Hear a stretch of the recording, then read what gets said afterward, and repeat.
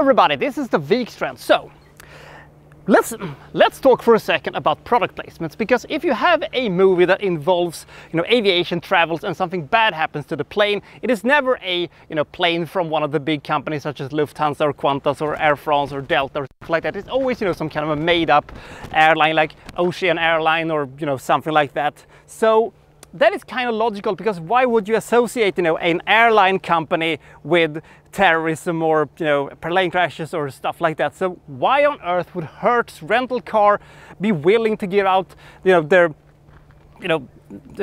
likeness for this movie? That is kind of baffling. Let's find out, by the way, if this movie is any good, shall we, or why on earth Hertz would sponsor this movie. This is Vehicle 19.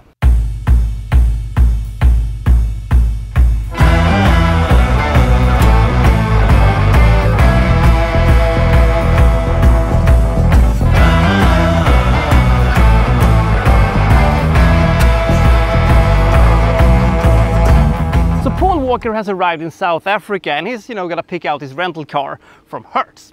But he doesn't get the car that he was promised them. I can sort of understand that. I've never been given the car that I was promised when I go car renting and stuff like that, but that's a story for another time. He gets this minivan and he thinks that, all right, we're gonna have to deal with this minivan, I suppose. So he start traveling in towards the city and start thinking about whether or not this is a good idea or not, because he's kind of violating his parole rules for a unspecific crime that he has apparently committed or something like that. It's not that very important, because what is important is that this minivan is a little bit different than your other rental car that you would get, because there is a gun in the glove box. But there is also a bound and gagged woman in the trunk. Mega So what's going on here? Why has he gotten this car? Who is this woman? Why is there a gun in the trunk? And who is the mysterious man that is calling him and telling him where to go and stuff like that? What's he going to do? We shall see. The entirety of this movie is actually filmed from inside of the car. We actually get to see everything from inside of the car. Nothing, outside, just inside of the car, which is a cool and awesome concept in theory, at least. The problem is that Paul Walker, I don't want to speak ill of the dead, but he wasn't a very good actor. He was a very handsome man, but unfortunately not a very good actor.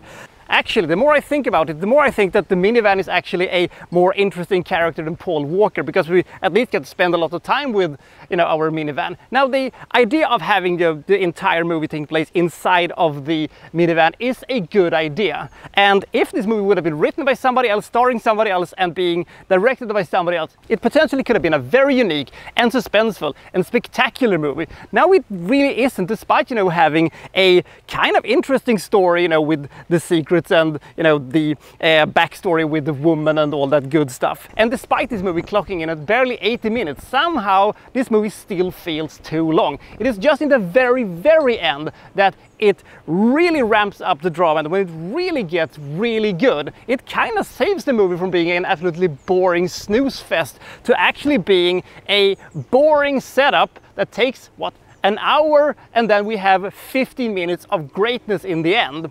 I like the story of the movie, and I absolutely loved the ending of the movie, but the rest of it is just kind of there. The movie kind of feels like the old video game Driver that came out in the early 2000s in a sense, but not with the same urgency, and the few action sequences we do have are not very impressive. Vehicle 19 feels like a cheap experiment in how to make an action movie that has very few and not very impressive action sequences. As I said, with a bigger budget, this movie could have been excellent. This movie kind of feels a bit like Ambulance that came out last year, I think it was. I thought that movie was going to be shot in a similar way, and I thought that with Michael Bay behind the thing, at least it will look gorgeous and awesome. Now, it's a decent thriller, not a very good action movie, but there are aspects of the movie that I really like, but it is all covered with a big blanket of mundaneness, if that is even a word. But if you are curious, you can always see it, but I would skip this one.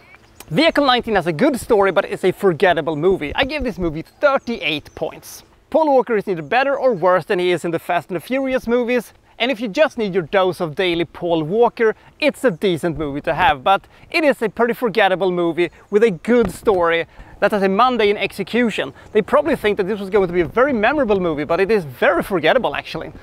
But I think that the biggest problem this movie has is the fact that it is marinating in its own mediocrity. So I'll see you next time for, well, so-and-so reviewing, well, such and such. Thank you for watching. Thank you very much.